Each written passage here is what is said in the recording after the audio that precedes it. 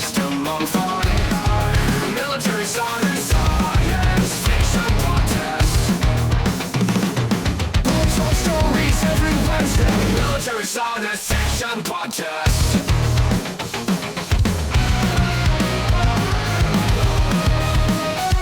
Discussion, interviews, reviews, and rants.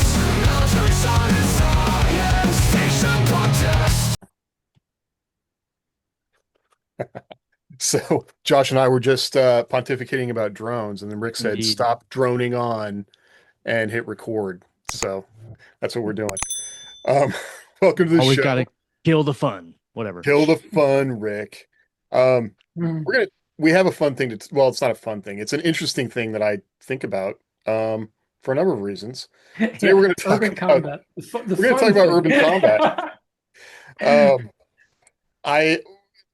From a science fiction perspective, right? Like most people live in cities at this point. They may continue to live in cities. Wars happen in cities.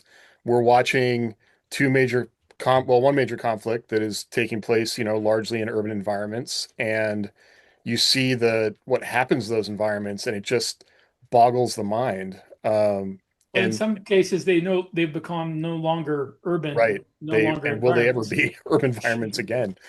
So it's if you want to writing stories about megacities, writing stories about, I think, the megacity is one thing. It's actually the kind of rural to suburban to urban that I find really interesting, and like what conflict would look like in those sorts of situations. But I don't know who wants to start. When I say fighting, I've done in a lot city, of urban combat stuff, not in real life. what's the first thing you think of when you're like, I want to set a battle in a city? What do you start thinking about? Where is it at? Like that's the first thing I think about, because if it's on Earth in the futures that I build, Earth is a series of mega cities, and they're like it's hard to come up with an example from fiction, but they're like just like an interconnected building almost. There's Kind of no a Judge Dredd situation. Yeah, sort of like that, except there's no real streets, not for vehicles, because there are no vehicles. Everything's connected by trains and underground or overhead. So in an environment like that, I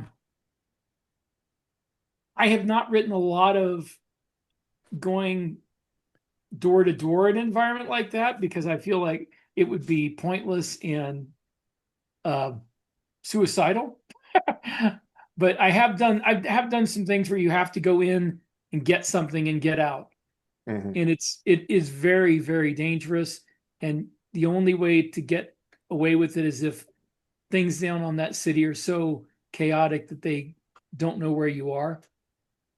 But the most of my urban combat takes place either on alien worlds or on human colonies. And in the colonies, there is a variation of city. Like there's no mega cities, because there's just not enough people to make something like that necessary. So there's more along the lines of like a modern, smaller city, not like New York City, but more like Tampa or Denver. And from there, it goes down to just like an old Western town, frontier town almost, because people are spread out, and the only places they get together are where the supplies come in and they trade. So you've got like very different types of urban combat, and in general, when you have those really, really big cities, the tricky part for writing it is to focus on one area, because you just can't write the whole battle to take a city. You have to write the operation to get this, or to strike that target or get that person. I think like a lot of things we talk about, that is like focusing on the people doing the thing. Like that's what's most going to pull someone in. But then you really have to set the stage. What is the level of technology? What are these buildings made of? Like what kind of sensor sets do we have? How far can they see if something is approaching? What does the landscape look like around the city? Like what are the resources that cause that city to exist? And I'm thinking about like Portland, Oregon. Like there are what, 12 bridges in Portland, maybe more, because the Columbia River is and the Willamette River like converge, and it was a huge trading area, and so there's so many aspects of that, like how to get into that city, and there are major hills in that, in the area with like Overwatch on parts of the city, and where I live, like same kind of thing. There's a couple major buttes that look down on the valley area where the city came to be, but there's two rivers that converge in the area. And if you control the rivers, you can pretty much control entry into and out of the whole area, especially now that we just have one interstate going in.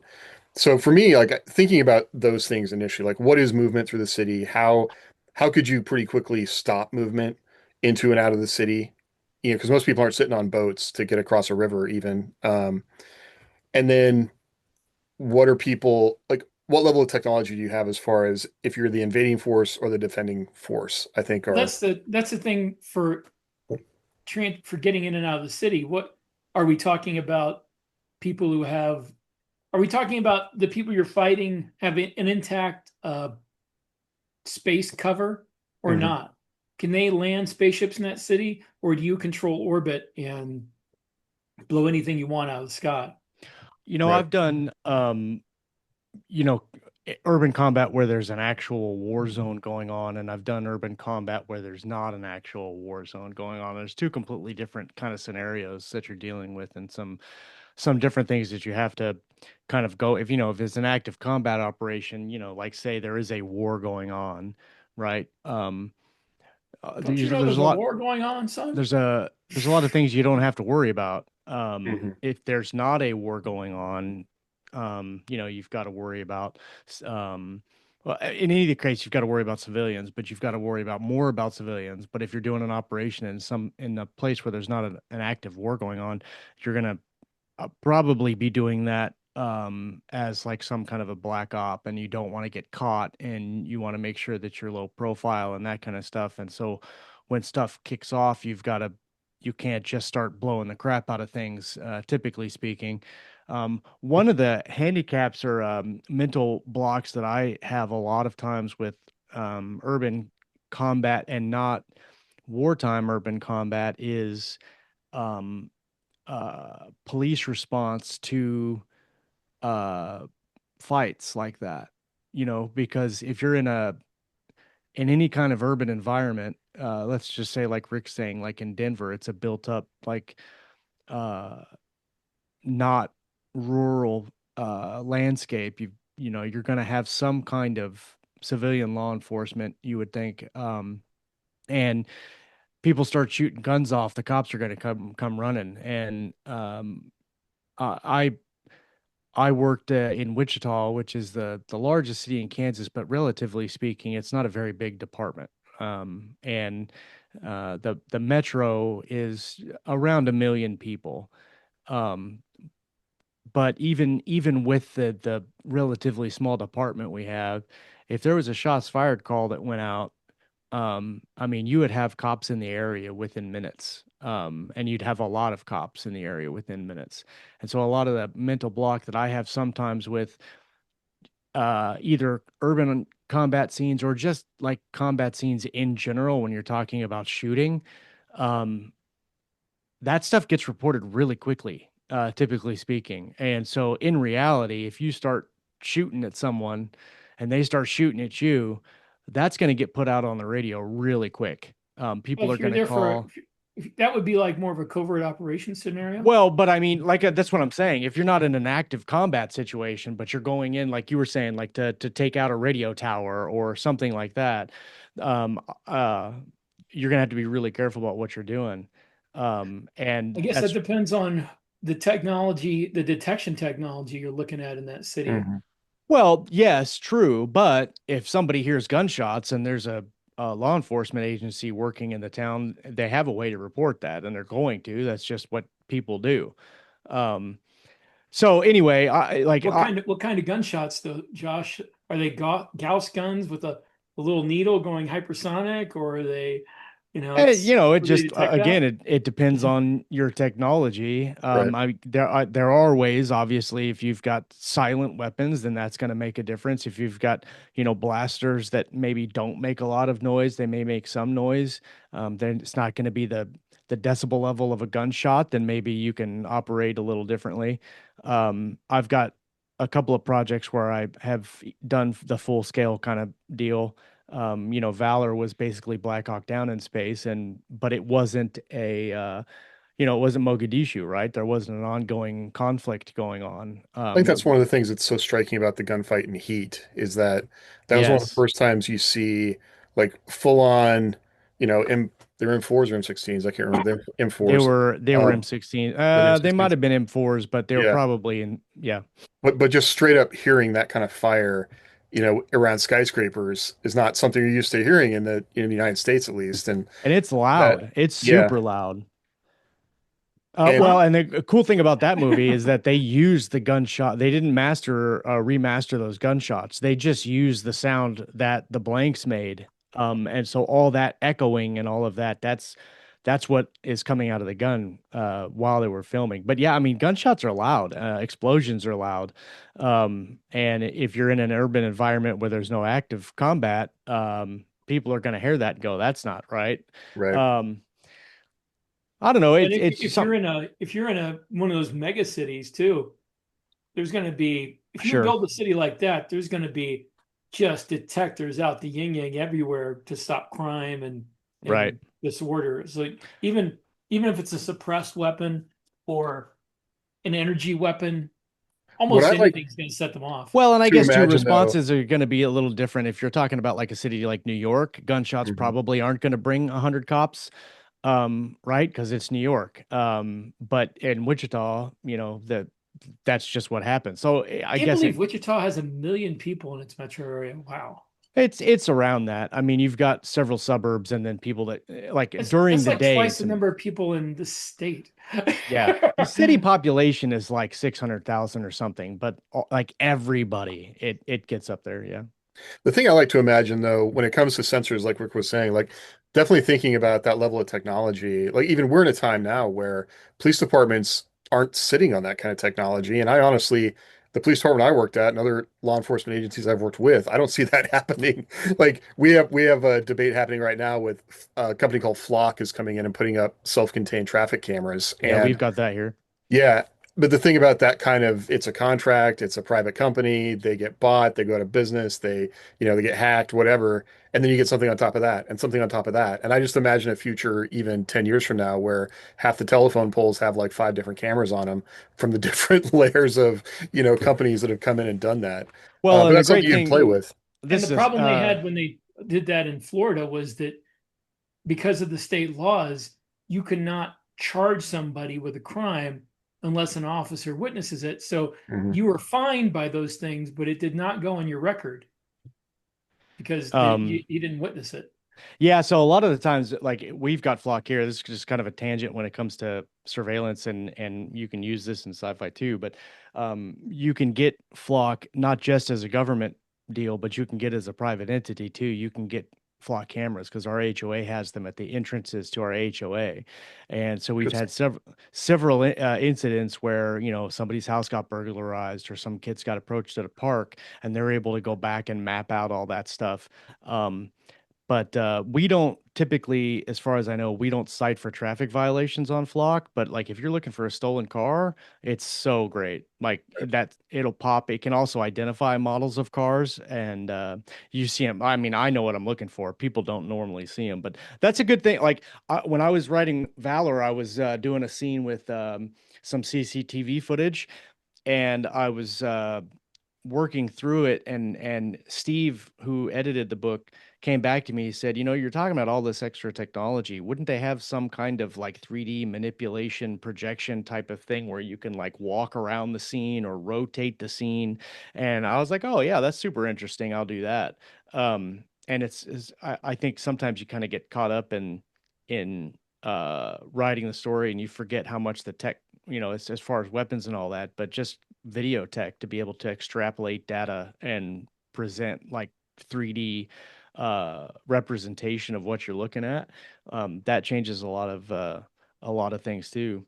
Um, but in terms of urban combat, I love doing small teams urban combat. I haven't done like big scale like infantry army kind of stuff. I usually do the spec ops stuff. So you're talking about like 10 or 15 guys going into a place. And you know, and I agree with Rick. You have to keep it really concise. You know, unless you're traveling through a city and you're having different sequences in different places. Um, uh, but I Yeah. usually like I sit down and just for me, I like draw squares on a piece of paper and draw a directional grid and go like this team is Then you put here, an this X in team is some of the here. squares and an O in the others. Yeah, and I never win, even when I'm playing myself. I always lose. But I do that too, and then I make sure that I like if I have waypoints or whatever, I write those down so as I'm going through the narrative, I don't get lost because I have a like I sometimes I have a bad time like remembering where people are and what they're doing. But I really like the small combat urban stuff. Mhm. It's a lot more interesting to write for If me rather than just like running across a field or a forest or something like that. For me, the visual and being able to, you know, he hid behind a well, that's car or he ran down an alley or whatever it is. that's the thing with futuristic warfare, though. I don't think that there's going to be too many cases, especially interstellar warfare, where you are in a forest or a field. I mean, you're not nobody Right. sets up for battles anymore. They want a target and they Yep. take it, whether that's a military base or a city. Um, but getting back to open warfare as opposed to like covert operations, um, you need to remember you don't have to show this all through your character's eyes, but you need to keep in mind that there is going to be a huge combined arms fight going Right. on all around you while you're doing this specified target. So it's something you want to keep in mind for the environment, the atmosphere.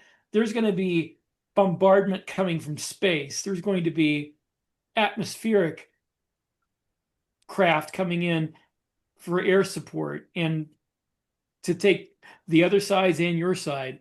There's going to be armor. There's going to be, I mean, possibly automated weapon systems. And this is all going to be, it's going to be chaotic going on all around you.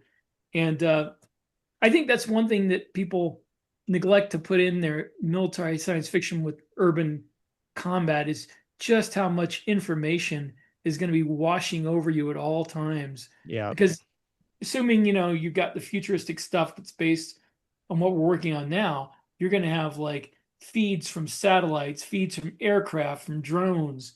You're going Right. to have you know uh, thermal readings, sonic readings, all this other stuff trying to be translated by your helmet or your And they can visor. target you with your Wi-Fi now. So, Yeah. and if Right. I think that you also, just to make it realistic, like if you're not going to have those things and try and keep it more simple, you take out the satellites or make there's some mineral in the local concrete that makes it difficult to penetrate Or if you buildings want to or do that, just say that right. they're jamming all signals. But the thing is, if they jam all signals, uh, that means they're jamming their own signals too, except for hard lines Hmm. or line and or laser line of sight. And I've gone into that too. That's an interesting situation when you're in a city where all this stuff is going on around you and you have no communications with anybody else.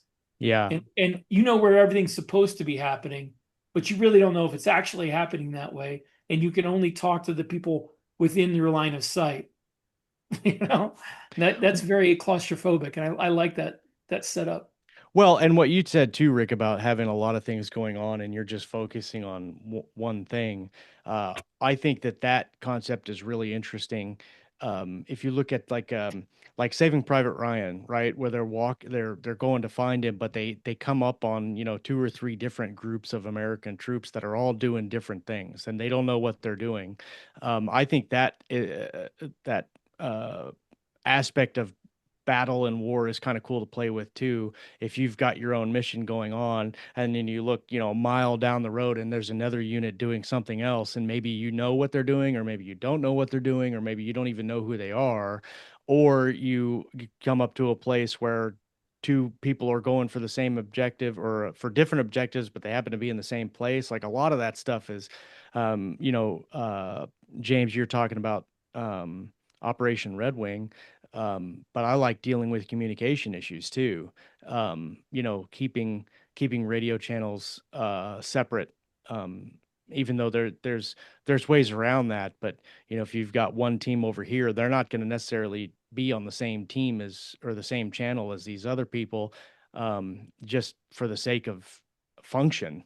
Mhm. And you're going to have some kind of command and control, but command and control is going to be overwhelmed. They always are, and so you're going to have a lot of things going on where maybe they don't know, or maybe there's they somebody knows that something's supposed to be happening over there, but you don't know if it's happened yet. And maybe that thing has to happen before you do your thing. I love those kind of like stacking elements in that kind of large scale One deal. one element I've been thinking about that we haven't discussed a lot, but I just finished Connected Soldiers by John Spencer, which is kind of a memoir of Iraq, but also talks about changes in communication and how that affects unit cohesion across time. But one of the stories he tells is actually about the unit that he took over for in that was mechanized infantry in Iraq. They had a sector near Slaughter City, and it was leadership. Like the unit basically had just completely broken down. They were no longer using communication methods. They were going out on patrols and not knowing. They had no task and purpose. The soldiers didn't know what they were doing. They're just going out and driving around, coming back. And so you could have all those tools, but if you have a breakdown of leadership, that can also destroy those things until somebody can come in and hopefully fix it if it's still available. You know, that Right. was something I hadn't thought about. You didn't think about that as happening in Iraq. That seems like a Vietnam story, but it's really interesting to read about it. Well, Or that's you have something. like the person that doesn't like a certain unit, you know, Mhm. like, oh, I don't like those guys. They're, you know, whether it's like a regular army infantry unit that doesn't like the SEAL special warfare operators that are over here, or the Marine expeditionary unit they're over there, and I'm like, oh, we don't like those. Don't talk to those people. Like, I don't care what they're doing, but what they're doing really impacts what you're doing. If you've got that Right. kind of personal bias in it, then that could definitely negatively affect what you're trying to do. That's something to take into account. If you're invading an occupied planet in an urban environment, you've got to account for lots of losses coming in, Hmm.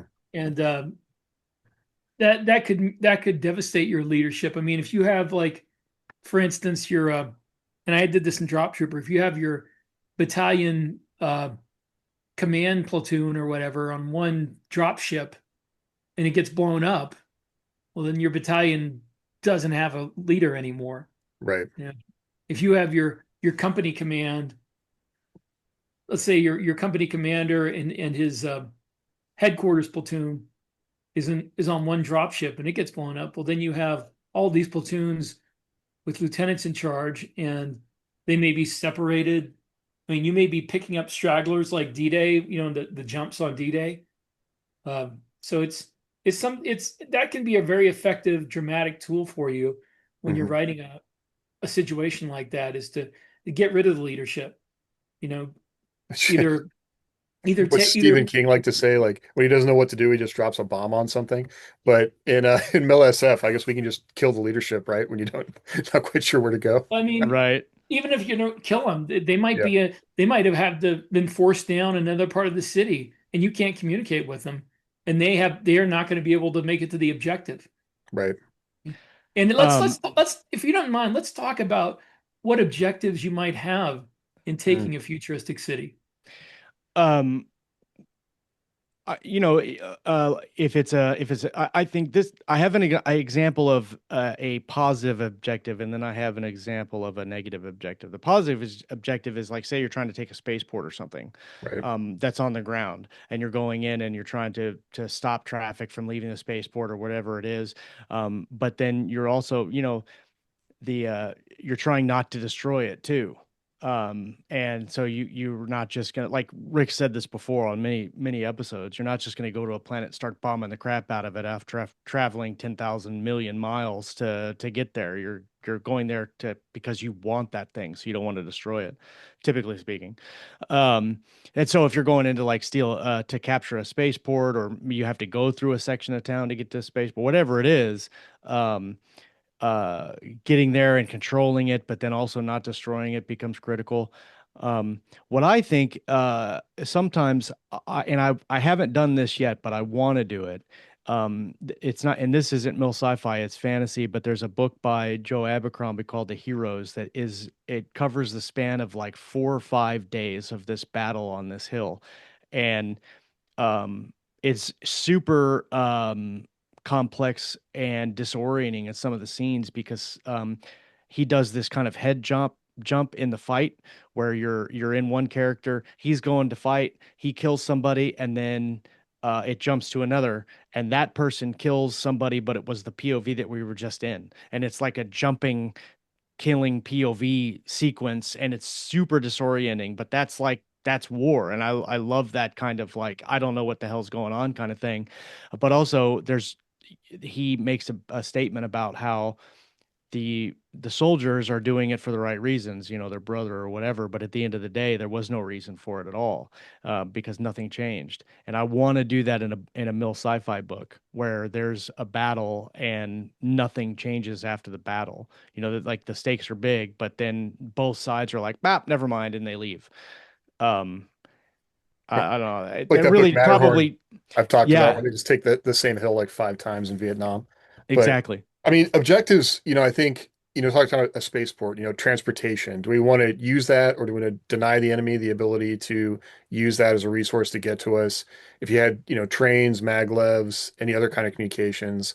But I think about also applying like potentially what the objective was in Ukraine when the Russians landed special operators on the airfield. I think they were denied the airfield, or they were killed right then, but the goal was to basically decapitate the government to try and end that war as soon as possible. And when they were denied that, that's basically what destroyed their momentum in a lot of ways. After then they started destroying logistical trains.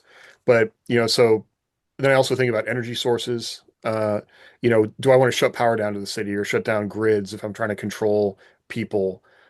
Energy That sources is important, not Mhm. just for shutting down power to the city though, but if they have like anti-spacecraft Right, weaponry, right. you want to shut if you can get to it and shut it down, that's one thing, but you might have to just shut the power down because I that mean, might any be sort of air less. defense that might be running on, that sort of like, if it's not self-contained.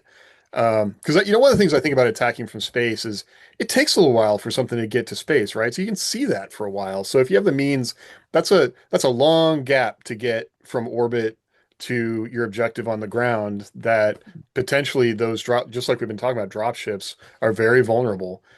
So Yeah, if you've it's got it's defenders on the ground, that's like that was one of the things that I tried to do to make in drop troopers to make the war like oh, I don't know, like many like the Pacific, Mhm. or like the bombing campaigns in Europe, just waves and waves of aircraft, and you know that a third or a quarter are going to get shot down, and you just know that all those people are going to die and that you're expendable.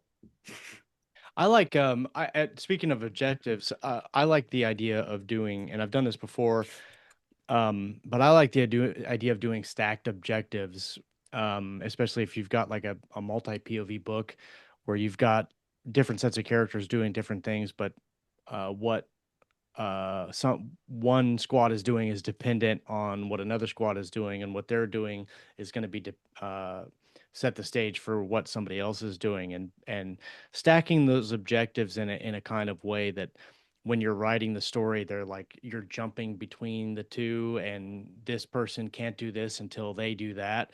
Um, and that's a really easy way to ramp up the tension, especially when the one team doesn't complete their objective or they're late and like all of that. Like you can really easily and rapidly like ramp up the tension.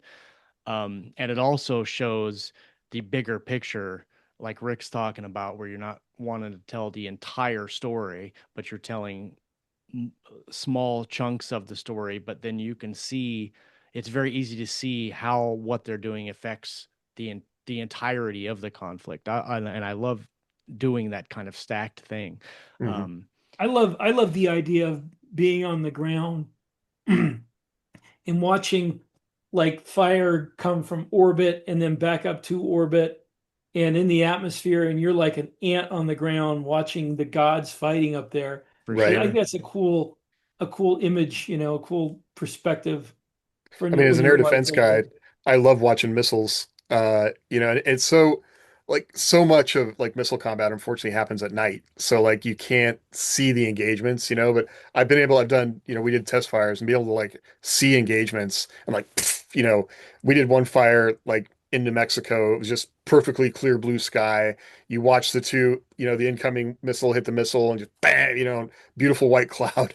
But I don't know, it's like that crap works. I love to watch that. But Yeah. I mean, that's the kind of thing that I wish, like watching that, like the engagements on the ground, shaking from missiles taking off, or if it was lasers, like, or some other, or a maser or an energy weapon, like imagining the amount of like just the electricity of feeling that amount of, energy being gathered and, and fired. There's so much like physicality in that you could describe. And that's the other thing I wanted to touch on. Like maybe we don't want to get here yet, but the thing about a city is it's full of people, right? So you're fighting, you're surrounded And by people. You got people yeah, everywhere. You you got to be thinking cannot about, forget the civilians. Yep. right.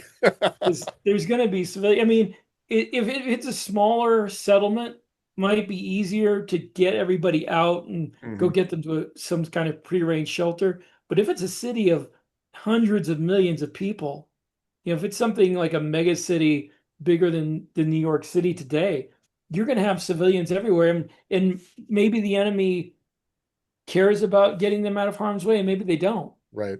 There's a scene when they finally do invade the Tawny homeworld in Drop Trooper, where they're going through a civilian, neighborhood, like a housing block for their lower class, and they're going through there in their battle suits, and one of these civilians reports to to their government that there's enemy troops there. So the Tawny government's response is to send in an airstrike that doesn't actually kill any of the drop trooper Marines, but it blows up these housing blocks and kills tens of thousands of their civilians because they didn't care.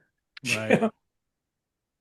And Well, and I, the people see all these dead bodies and it has an effect on them. Like, you know, is this our fault? Or is it their fault? and then you also have to deal with the insurgent mindset too about like, yes, Yeah. they're civilians, but are they gonna get fed up that we're there and then start attacking us too?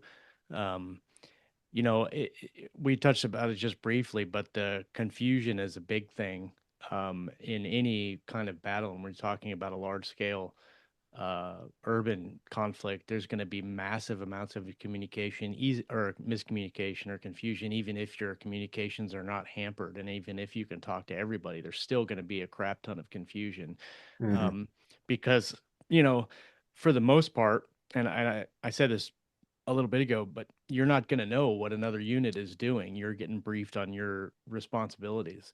And one of the things that I like doing, especially if you're doing multiple POVs, is linking those POVs somehow in the narrative structure of the book. For an example of that would be if you've got ground fighters on the ground and you're coming to the end of their scene, but you've got like a fighter pilot POV that you're also dealing with. You can look up in the sky and see a fighter, and you don't have to say, that character isn't going to know that that character is flying the plane, typically speaking. Right. But you can link that, and then when you get to the pilot's POV, you look down and maybe they see the ground troops on the ground and wondering what they're doing or whatever else. Um, but one of the things that I think you need to be careful of, especially when you're writing multiple units and different POVs, is as an author, you know who those people are and you know what they're doing and you know what their wants are and all of this, their emotions. But the characters in your book don't know that.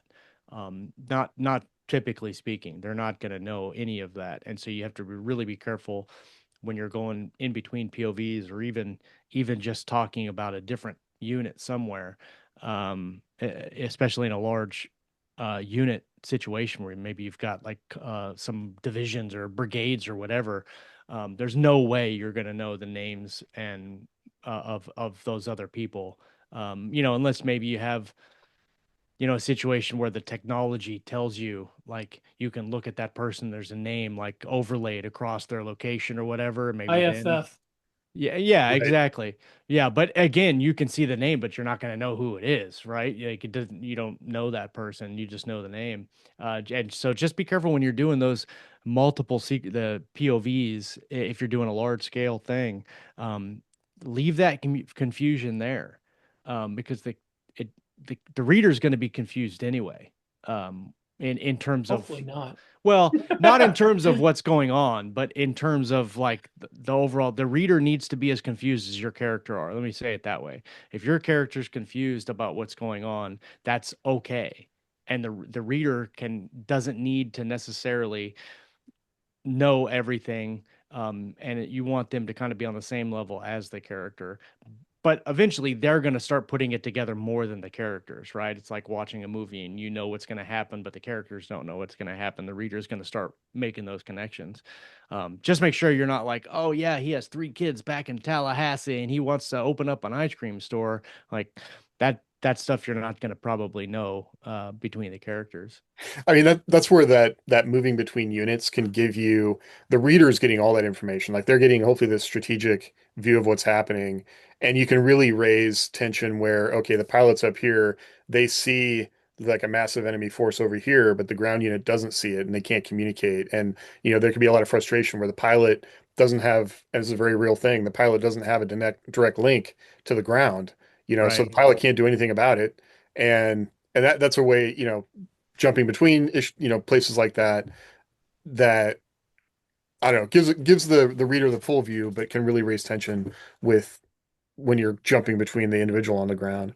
I One of the things talking about ice cream, like I don't want to lose this note when it comes to civilians. Like civilians are going to do what they want to do, right? They still got to like feed their kids, try to make money. Like as soon as fighting dies down a little bit, somebody's going to start trying to sell something, or somebody's going to be trying to get food, or somebody's going to be, some kid's still going to be running around trying to, sell ice cream. And that can be unfortunately it's a reality, but that's a way to raise tension as well On, because the enemy will on use Drop those. Trooper, the first thing that opens up when the colony worlds they free is the bars.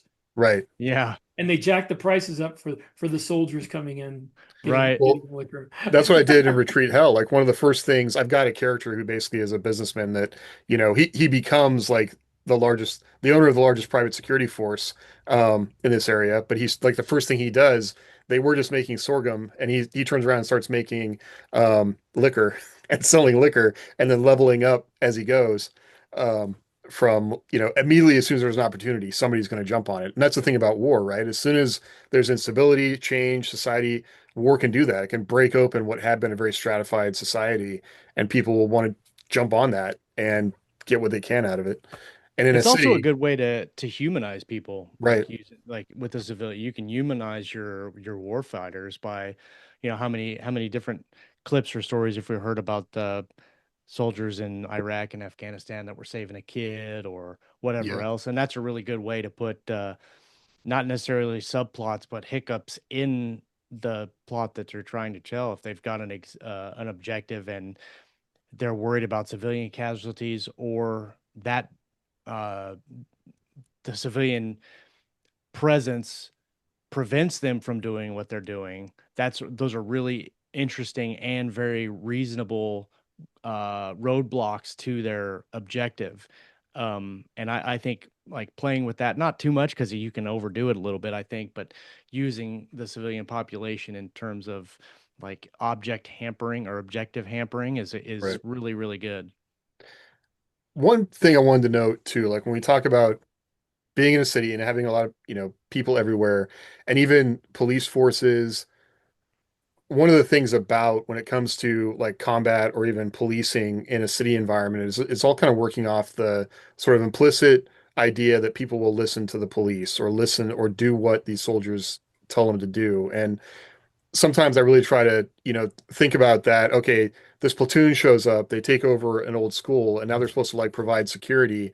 When the fact is, there's 40 of them and like 10,000 civilians. And I think people lose, you know, sight of that a lot of times in the way this stuff works. And in Yeah. a mega city, especially, like okay, maybe you could send in 3 Judge Dreads with like awesome capabilities, but they're still so overwhelmed. If you have an enemy or a drug lord or whatever that can, coordinate people in a way, um, there's a lot of stories there too. So, Well, it's also important as to whether you're fighting other humans or aliens and how different they are, because yeah, if you're fighting other humans, then you know exactly, well, not exactly, but in general, how they're going to react to something like this. If you're fighting humanoid aliens, you can probably get away with saying, yeah, they're going to react a lot like humans do. But if you're fighting like octopus people, they may have a totally different reaction to your invasion than I you know. think a human would. The color of your spaceships is really making them mad because they don't like that, but Yeah. Right. everything else they don't understand. I don't, have you guys ever written a battle sequence like what we're talking about on like an alien planet, or is it always, like, I don't know that I've done Yeah. one on an I read, alien planet. I wrote I wrote at least 3 different stories about three different series where they invaded the bad guy's home planet. Yeah. Was it difficult to come up with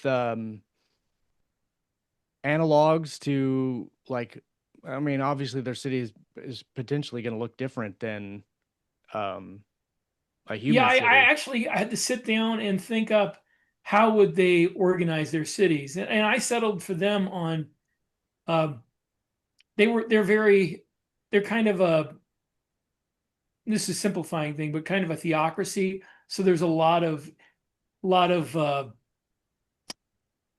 overlap between religious and government administration buildings. Mm-hmm. Uh, they're half temples, half like the Pentagon, um, and the people tend to live over the places where they work. So Mm, the bottom level of housing blocks is like shops, fabricators and things like that. And the only industrial areas they have are like places where they process ore and process grain. Um, so it was a kind of a it was kind of hard to separate. It was like the World War II Tokyo, where they're building fighters in their houses out of right. paper. So I wanted to note that when we were it's hard talking to about separate objectives. out Yeah. the industrial or military parts of the city from the civilian parts. Well, we haven't mentioned hospitals yet as well, like as things that draw a lot of people to them. And I think all the things you're talking about, like if you have a society that mixes those things and doesn't have proper zoning laws, you like how they interpret that attack could That's a very be. humanocentric term there, Why James. don't the spider people have zoning laws? But that's thinking about objectives, thinking about are we gonna, just obliterate these people or do we want to control the territory they're on or control the resources they have? Those are all decisions that have to be made. So I mean, how did you do that? You had to send in a ground force or did you just like bomb it from orbit? Well, the idea with the Tawny was their emperor was like Egyptian pharaoh Hmm. mixed with the emperor of Japan. So you take him out, and they will assume that he was not the real emperor, Right. because the idea was if somebody loses in battle, then they weren't the real spirit emperors. Like the spirit of the divine did not really enter him. He was a pretender. Hmm. So that would give them the opportunity to surrender, saying, he started this, but he wasn't really, God. He was just some guy pretending to be God. So that was the objective in attacking their home planet, was to get to him. And once they were able to take him out, either capture or kill, he wound up getting killed. But once that happened, the generals could say, "Yeah, we surrender." This war wasn't just. He was a bad guy. Right. Give them a political out. It's really difficult sometimes when you're talking about like large scale wars, for me anyway, because I like um, showing the success of a large scale war on a small scale story. I feel is really difficult to do sometimes, where because I don't typically write oh, that we've got to save the world type thing, right? Like if I'm going to write a story, it's going to be very small in terms of uh like galactic scale. It's not going to be a we've got to go save this planet. It's that we've got to save this squad of men over here, or we've got to take this hill over here.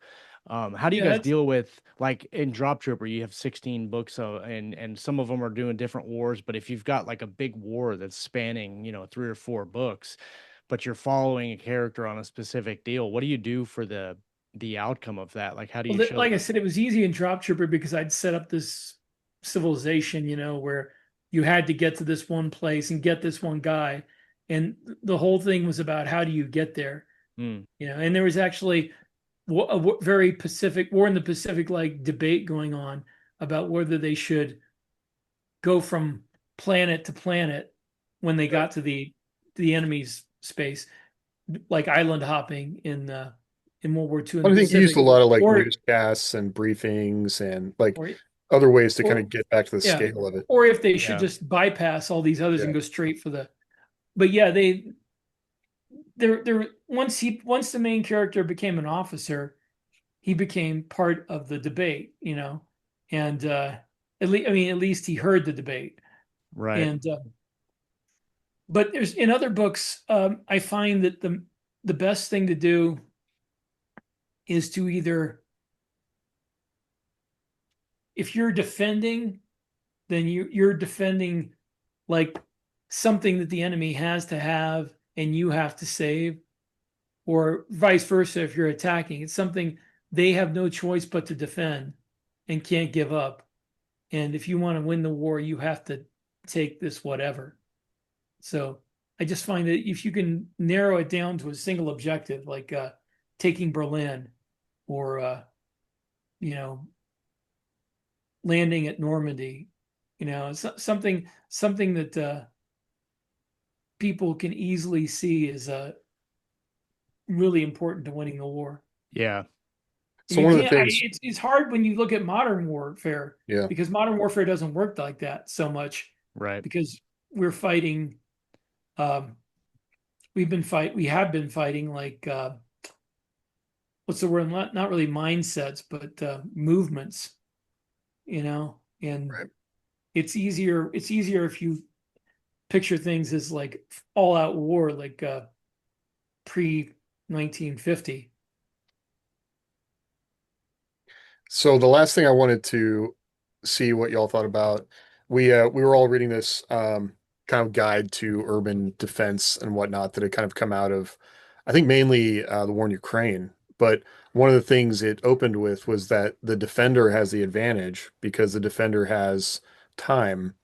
And for some reason, in the back of my mind, I hadn't had time to really follow up on it, but I had always thought the attacker had the advantage because the attacker chooses the place and time of their attack. But, in terms of crafting a story, what do you guys think about that? I mean, I in the think army, we're told that you have to have three to every one if you're Right. attacking. But which we don't necessarily have that anymore. So, or we might not in a future war. well, I think it really depends on what stage the battle is at when you're Mhm. starting the story, right? Like, I mean, the adage of action always beats reaction.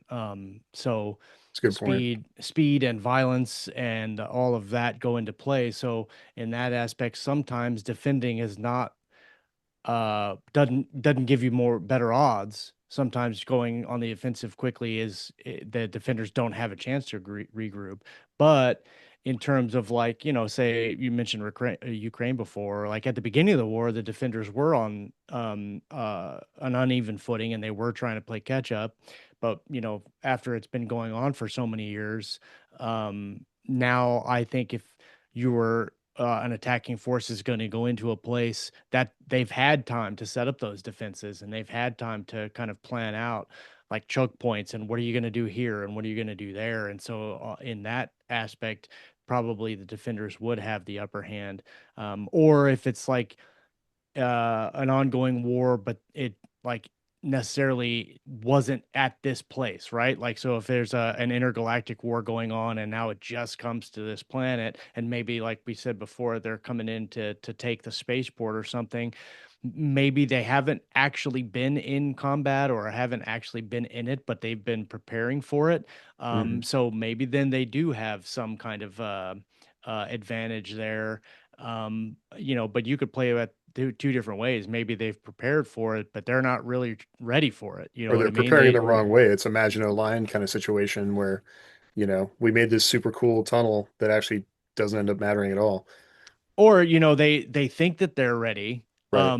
but maybe they set up all this stuff and they're like, it's never going to happen here, no one's ever going to come here and fight, and so nobody's training, they're not like actively trying to prepare themselves to fight, and so by the time the fight gets to them, they're not ready for it. I mean, maybe they have the things that are there, I think they have the guns or the defenses or sandbags or whatever it is, but they don't know what they're doing, right? Because they haven't been training.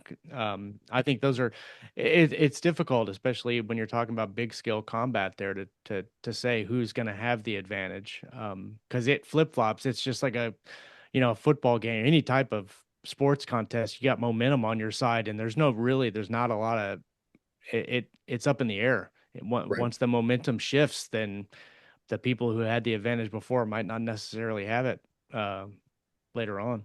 Hmm. That's the other, Also, I was just gonna home say, field advantage. The city is the home field, right? But sorry, go ahead, Yeah. Rick. yeah, if you're going to attack an entrenched alien city, you're going to that's what they wound up finally deciding in Drop Trooper, was that if they were going to attack their home planet, they had to draw their forces out first and attrit them before they did it. Mm. So they fought like a couple of really, really bloody and hard battles that really took a huge toll. But they knew that once they'd won those battles, that most of the real heavy enemy forces had already left their home world to try to stop them there. Hmm. So when they got there, there was a bunch of people, but it was like the difference between the Republican Guard and the regular army in Iraq. They were just regular army. They had no like incentive. They weren't elite. They didn't have the best equipment. They'd sent everybody, like it was like the German army at the end of World War II. All their pilots were dead, and they were putting kids in the air. They're Kids putting and old kids. men. Yeah. Yeah, so that's what they had to face in the final battle. The main problem was there was just so many of them, Hmm. and you didn't want to kill everybody because that was the whole point of doing the invasion the way they're doing it. Of course, that's one philosophy. You may have the philosophy, if things have been bloody enough in the war, people may not have the patience for that. They Right. may just bomb the crap out of the planet. Well, and I think, and we're getting pretty close to the end, but I think one of the interesting things to play with in that kind of situation is the political aspect of what's Yeah. going on. I mean, you know, uh, Vietnam was like the first major conflict that really got televised live on TV almost, as it was happening, and that really affected the populace, the popular opinion about the fighting, because you can say anything you want, but until you see it, that changes how you feel about it. And if you're seeing people get shot, that changes how you feel about that. And so if you're going in and you're fighting a conflict, but they're sending all these images back home, and there's politicians that are, they're saying, "Oh, we don't want this," or the public opinion is shifting the wrong way, and you see that in Iraq and Afghanistan and all that stuff. Those are um, really big uh, hurdles sometimes that you've got to get over. And how many times did military units in general get hamstrung in doing what they needed to do because nobody wanted the violence, like, oh, we Yeah. have to be nice in war, right? Like, Well, what are you talking about? You have to be things nice in shifted war. so quickly. Like I'm thinking about like, we could also say that okay, the populace had plenty of opportunity to see images from Iraq and Afghanistan, but people just didn't like they didn't care. What do we Yeah, say? Like we're at war and America's at the mall. But also right, TikTok didn't exist. Like that was just right on the verge of people weren't quite live streaming and making their own video and that kind of thing. And the sort of video that's coming out of Ukraine, if that but you could also argue like people aren't watching that either. But if that was coming from U.S. soldiers, would that be different? I don't for know. But sure. that's definitely a thing that could play a large part in a story. So yeah, well, let us know what you think. This is one of those that again we could probably talk about it for another 2 hours, like everything, Yeah, right? But we could go on with this forever. I know, I think and we should it's do a very long form podcast. right. It's very relevant. But some So podcasts do last like 2 or 3 hours. Yeah. I actually um, really enjoy watching those ones, especially when the conversation gets going really well. And those are really mhm. I fun to mean, watch. if you look at what's his name, the hardcore history guy, he'll do 3 hour podcast, 3 or 4 hour podcasts, and they'll be like part 1 of 9. His series on I think it was One. World War I was Yeah. amazing. Mhm. As soon as Josh and I hang up the day jobs, we'll be doing this for like 5 hours a day. Oh You yeah, guys, you guys can't get we'll enough. sit and record while we're just doing other stuff. Yep. Well, thanks for hanging out with us. We'd love to hear what you think about this topic because it's a big one, and we didn't even get into like we were talking about kind of the moving from urban to rural to what that suburban area looks like. I don't know. There's so much to look at there. So, thanks for hanging out, and we'll check us out in the Discord. Like and subscribe if you have not. Tell somebody about the show. I think that's what we would love to hear. Like, it's really cool to see more people just kind of consistently join the Discord, For which sure. is awesome. So Yes. it is steadily growing. So, all right. Thanks for hanging out with us. We'll see you next time. Later.